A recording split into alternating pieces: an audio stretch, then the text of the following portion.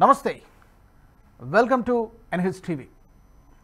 ఆలయాల్లో ఉన్నటువంటి సంపద, ముఖ్యంగా హిందూ ఆలయాల్లో ఉన్నటువంటి సంపదను సుమారుగా 5 లక్షల మందిరాల వరకు మన భారతదేశంలో ఉన్నాయి. ఈ 5 లక్షల మందిరాల్లో ఉన్నటువంటి బంగారాన్ని తీసి పేదలకు పంచిపెట్టండి అంటూ ఒక వ్యక్తి మాట్లాడాడు. అతను ఎవరంటే మజ్లిస్ ఈ ఉలేమా ఈ హింద్ జనరల్ సెక్రటరీ మౌలానా జావేద్. అంటే టెంపుల్స్ వెల్త్ని డిస్ట్రిబ్యూట్ చేయండి అంటూ ఆయన మాట్లాడడం జరిగింది. ఇది ఒక విధంగా సెటైరికల్ వ్యాఖ్యలాగానే కనబడుతోంది. లేదా రెండో కారణం, ఒకటి ఈ మధ్యకాలంలో గత కొన్ని నెలలుగా వక్ఫ్ భూముల పట్ల చట్ట సవరణ బిల్లుకు సంబంధించి దేశవ్యాప్తంగా చర్చ జరుగుతోంది. బహుశా ఈ సమావేశాల్లో దానికి ఒక ముగింపు కూడా వచ్చేటువంటి అవకాశం కనిపిస్తుంది. దానికి కౌంటర్ నెరేటివ్గా ఈ కామెంట్స్ చేశారా, లేకపోతే నిజంగా ఈ దేశ ప్రజలపై ప్రేమతో చేశారా? ఈ కామెంట్స్ ఇప్పుడు దేశవ్యాప్తంగా ఈ వ్యాఖ్యల పట్ల చర్చ జరుగుతోంది. అసలు ఎందుకు ఇలాంటి వ్యాఖ్యలు చేశారు? దీంట్లో ఏమైనా లాజిక్ ఉందా? Let's talk. నాతో చర్చలో జాయిన్ అవుతున్నారు రాజకీయ విశ్లేషకులు మురళీ మనోహర్ గారు. మురళీ గారు నమస్తే. నమస్తే రాజు గారు. నమస్తే. ఈ మౌలానా జావేద్ మజ్లిస్ ఈ ఉలేమా ఈ హింద్ జనరల్ సెక్రటరీ కామెంట్స్ని ఎలా చూడాలి సార్? అంటే ఇదేదో సెటైరికల్ కామెంట్స్ లాగా చూడాలా, లేకపోతే అక్కసుతో చేసినటువంటి కామెంట్స్ లాగా చూడాలా? ఎలా మీరు డీకోడ్ చేస్తారు? ఒకటేమో ఆయనకు కాలింది, బాగా ఎక్కడో కాలింది, చెప్పుకోలేక ప్రతిస్పందించాడు. ఆ విధంగా రియాక్షన్ మాత్రమే అని ఒకటి. రెండవ పాయింట్ ఏంది అంటే కౌంటర్ నరేటివ్. అవునాయా మా పైన పడ్డారు ఎందుకు? మేము హిందూ టెంపుల్స్ ఉన్నాయి కదా, వాళ్ళ దగ్గర లేవా? డబ్బులు ఉన్నాయి కదా టెంపుల్స్లలో, బంగారు ఉంది కదా, వాళ్ళకు కూడా ఇవి ఉన్నాయి కదా, నేల ఇది ఉంది కదా, ల్యాండ్ ఉంది కదా. సో ఇలాంటి ఒక ప్రక్రియ ఆయన చెప్తూ ఒక మాట, మంచి మాట ఏమన్నా అంటే, పంచండి హిందువులకు పంచండి. ఈ రీడిస్ట్రిబ్యూషన్, టెంపుల్ గోల్డ్ ఆయన మాట్లాడింది. ఈ రీడిస్ట్రిబ్యూషన్ అనేది టెంపుల్ వెల్త్ ఆల్రెడీ మన రాహుల్ గాంధీ గారు చేసిన ప్రపోజల్, ధనవంతులను అందరి ఇక్కడ ఆస్తులను రీడిస్ట్రిబ్యూట్ చేయాలి అని ఎలక్షన్ టైంలో ఆయన మాట్లాడారు. కనుక రీడిస్ట్రిబ్యూషన్ ఆలోచించవచ్చు, తప్పేం కాదు. కానీ ముద్దు నిద్రపోయిన వాళ్ళు, కష్టపడకుండా ఉన్న వాళ్ళు, కష్టపడిన వాళ్ళు అందరూ ఒకటే చేయాలి అనేది పాపం రాహుల్ గాంధీకి వచ్చినటువంటి గొప్ప ఆలోచన. తర్వాత బ్యాంకులను జాతీయకరణం చేసి ఇవన్నీ ఆల్రెడీ ఇందిరాగాంధీ చేసింది. కనుక అవన్నీ అప్పటి డబ్బు కూడా హిందువులదే అట్లా మాట్లాడితే. తర్వాత ఆయన రియాక్షన్ ఎలా ఉంది అంటే, మనం కనుక చూసినట్టయితే temples have tons of gold, tons and tons, thousands of tons అని కూడా అన్నారు. Take it and distribute among the people. 1000 టన్నుల బంగారం ఉంది, డిస్ట్రిబ్యూట్ చేయండి ప్రజల మధ్యలో. ఒక మందిరంలో 400 కిలోల బంగారు దొంగిలించబడ్డది అని ఎక్కడ జరిగిందో మనకు తెలియదు. 5 లక్షల మందిరాలు ఈ దేశంలో ఉన్నాయి. ప్రతి హిందూ ధనవంతుడు అవుతాడని ఒక మంచి మాట అన్నాడు. హిందువులు సంతోషపడతారు. మరి అట్లా ఇస్తే ఎందుకు? ఆయన ముస్లింలకు ఇవ్వండి ఏమనలేదు, హిందువులకే ఇవ్వమని అన్నాడు. తర్వాత రిజర్వ్ బ్యాంక్ లో అతను మెన్షన్ చేశాడా, స్పెసిఫిక్ గా మెన్షన్ చేశాడా హిందువులకి, పేదవాళ్ళకి పంచండి అన్నట్టుగానే నాకు వినిపించింది. పర్టికులర్ గా హిందువులకే పంచండి అనే మాట అన్నాడా ఆయన? అన్నాడు, హిందువులన్నా ధనవంతులు అవుతారు కదా అని అన్నాడు. 90 రూపాయలు ఏదైతే డాలర్ విలువ ఉందో అది 20 రూపాయలకు పడిపోతుంది, రిజర్వ్ బ్యాంక్ లో పెట్టండి అని అంటారు. ఒకవైపు ఏమో డిస్ట్రిబ్యూట్ చేయాలంటాడు, ఇంకోవైపు రిజర్వ్ బ్యాంక్ లో పెట్టంటాడు. ధరలు తగ్గిపోతాయి ఈ దెబ్బకు అని అన్నా. చివరకు అన్న మాట ఏంటంటే, మర్చిపోదు ఇదంతా అక్కస్తో అన్నారు అని నేను ఎందుకు అంటున్నా అంటే, మీరు ఈ చిన్న చిన్న వక్ఫ్ బోర్డుల పైన, మా వక్ఫ్ బోర్డుల పైన పడ్డారు ఎందుకు, ఈ పని చేయండి అన్నారు. అది ఆయన థీమ్ ఏంటంటే, చివరకు వచ్చేసి మా వక్ఫ్ బోర్డుల పైన పడకండి మీరు అనేది ఆయన చివరి ఉద్దేశం అదే. అంతే. ఆ అక్కస్సుతోటి, ఆ ఏడుపుతోటి, ఆ బాధతోటి ఈ మాట అన్నాడు. కనుక దీన్ని మనం ఎట్లా విశ్లేషించాలి? మౌలానా జావేద్ అననైతే అనేసాడు. సరే, నేను ఒక పాయింట్ ఏమంటున్నానంటే, వక్ఫ్ బోర్డులు, వక్ఫ్ ఆస్తులు ఎవరి చేతిలో ఉన్నాయి, టెంపుల్ ఆస్తులు ఎవరి చేతిలో ఉన్నాయి. కనుక టెంపుల్స్ ఉదాహరణకు అత్యధికంగా ఇది వచ్చేది అక్కడి నుంచే కదా డబ్బు. మరి ఆ డబ్బంతా ఎవరి దగ్గర ఉంది? ప్రభుత్వం దగ్గర ఉంది, ప్రైవేట్ వ్యక్తుల దగ్గర లేదు. నీ దగ్గర, నా దగ్గర లేదు. అది బ్యాంకులో ఉంది. గోల్డ్ అంతా బ్యాంకులో ఉంది, పక్కా లెక్క ఉంది. దేశంలోని లక్ష దేవాలయాల యొక్క భూములు అన్ని కూడా పేపర్స్, వాటికి తగిన పేపర్స్ కూడా ప్రభుత్వం దగ్గర ఉన్నాయి, ప్రైవేట్ వ్యక్తుల దగ్గర లేవు. మరి కనుక గల్లా ఉంది అంటే దేవాదాయ శాఖ వస్తుంది, దాన్ని పట్టుకెళ్తుంది, లెక్కలు చెప్పాల్సింది. అంతెందుకంటే మీరు మొన్న పూరి జగన్నాథ్ టెంపుల్ కొన్ని ఏళ్ల నాటి పాత తరం టెంపుల్ కదా, దాని కీ పోయింది, కీ మిస్ అయిపోయింది అంటే మోడీ గారు రాష్ట్ర ప్రభుత్వాన్ని పక్కన పెట్టి మొత్తం బయటకు వచ్చింది కదా, టెంపుల్ బయటకు వచ్చింది. సో టెంపుల్ అదేంటి కీ బయటకు వచ్చింది, ప్రభుత్వం దగ్గర ఉంది ఇప్పుడు ఆ కీ, ఎవరి దగ్గరనో ఏం లేదు. కనుక అంత పెద్ద పెద్ద ఆస్తులు ఉన్నటువంటి టెంపుల్స్ అన్ని కూడా అనంత పద్మనాభ స్వామి ఇప్పటికే అందరు చెప్తుంటారు చాలా పెద్ద ఎత్తున కేరళ హెడ్ క్వార్టర్స్ లో ఉంది కదా, చాలా పెద్ద ఎత్తున అక్కడ ఇది ఉంది, గోల్డ్ ఉంది. నేలమాలిగలు అనే పదం చాలా పాపులర్. నేలమాలిగలు అంటే భూగర్భంలో బహుశా దాస్తారో మరి ఏందో నాకు తెలియదు. మురళి గారు, ఇప్పుడు మన దేశంలో అటు తిరుపతి అయినా, మీరు అన్నట్టు అక్కడ కేరళలో అనంత పద్మనాభ స్వామి ఆలయమైన, పూరి జగన్నాథ స్వామి ఆలయమైన, విజయవాడ ఏమైనా కూడా ఇలా చాలా ఉన్నాయి. కాకపోతే అక్కడ ఆ దేవస్థానాల పరిధిలో ఉన్నటువంటి బంగారం కానీ లేదా భూములు కానీ వాటన్నిటికీ కూడా ఒక అకౌంటబిలిటీ ఉన్నది, ప్రభుత్వ నియంత్రణ, ప్రభుత్వ ఆధ్వర్యంలో జరుగుతున్నాయి. అండ్ రెండో పాయింట్, ఎక్కడా కూడా ఈ భూములు కానీ ఈ బంగారం కానీ ఎక్కడో ఎవరి దగ్గర నుంచో ప్రైవేటు వ్యక్తుల నుంచి దోచుకున్నవి కాదు, ఆక్రమించుకున్నవి కాదు. భక్తులు లేదా ఆనాటి కాలంలో అయితే రాజులు దేవాలయానికి ఇచ్చినటువంటిది. సో ఆ విధంగా వచ్చినటువంటిది. కానీ వేరే వక్ఫ్ ల్యాండ్ అది కాదు కదా.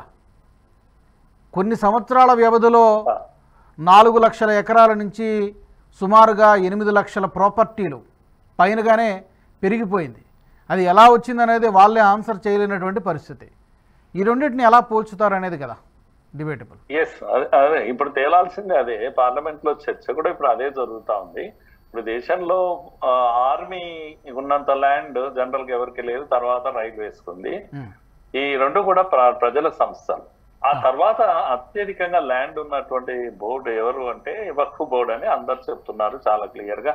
మీరు అన్నట్టుగా 4 లక్షల నుంచి 8 లక్షలు 9 లక్షల వరకు ఎలా వెళ్ళింది అని.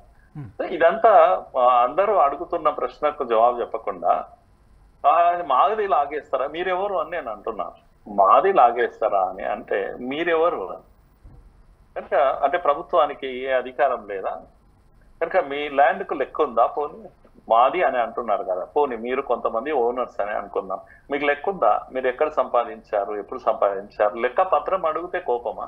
పేపర్లు ఉన్నాయా మీ దగ్గర? మరి పేపర్ ఇవన్నీ కూడా హిందూ దేవాలయాలకు లెక్క ఉంది, పత్రం ఉంది, ప్రభుత్వం దగ్గర ఉంది, ప్రైవేట్ వ్యక్తుల దగ్గర లేదు కదా. ప్రతిదీ కూడా బంగారే కాదు ల్యాండ్ ఉంది, గో సంపద ఉంది, చాలా టెంపుల్స్ కు గో సంపద, అది కూడా చాలా పెద్ద ల్యాండ్ ఉంది, అన్ని ఉన్నాయి. ఇప్పుడు కూడా రోజు హుండీ లక్షలు కాదు కోట్లలో, 100 కోట్లు 200 కోట్లు 500 కోట్లు ప్రజలే వేస్తున్నారు, హుండీలో వేస్తున్నారు.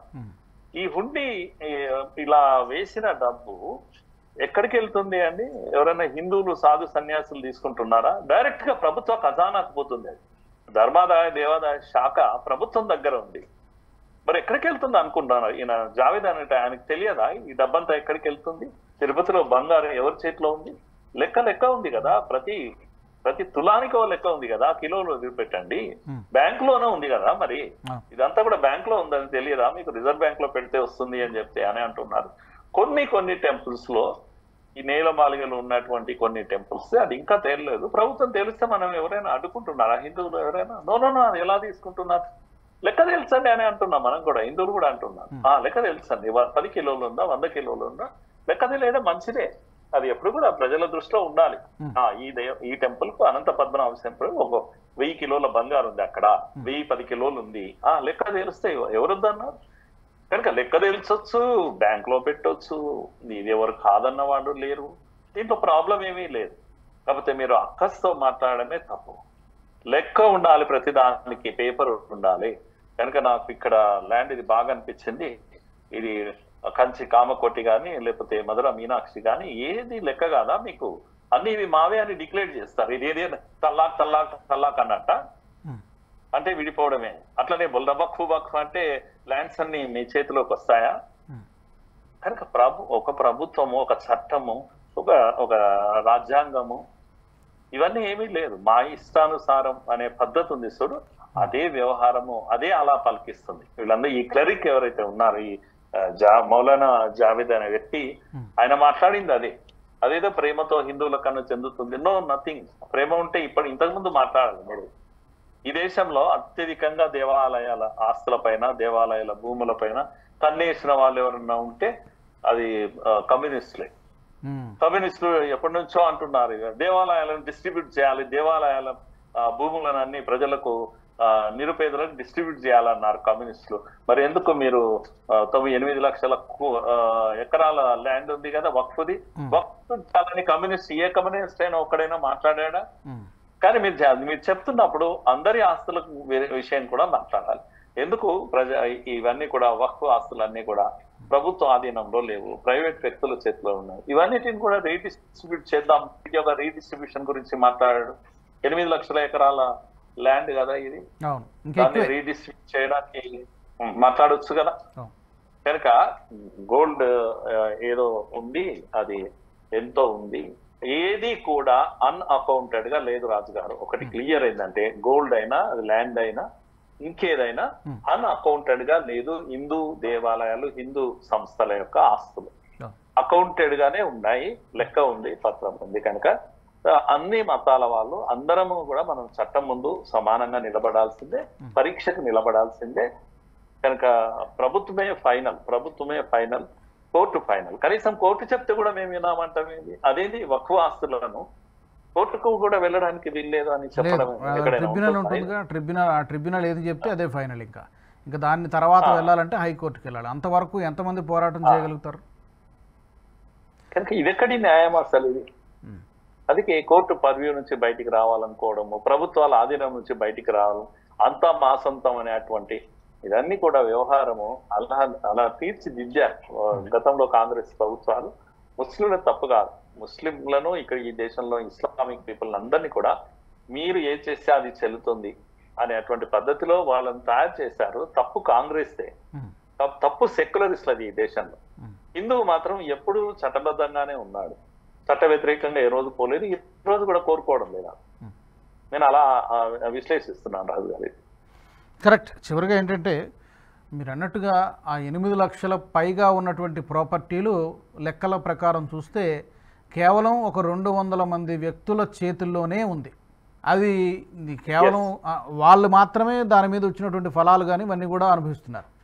రైల్వే, డిఫెన్స్ తర్వాత థర్డ్ ఎక్కువగా భూములు కలిగి ఉన్నటువంటిది ఏదైనా ఉంది అంటే ఇవి.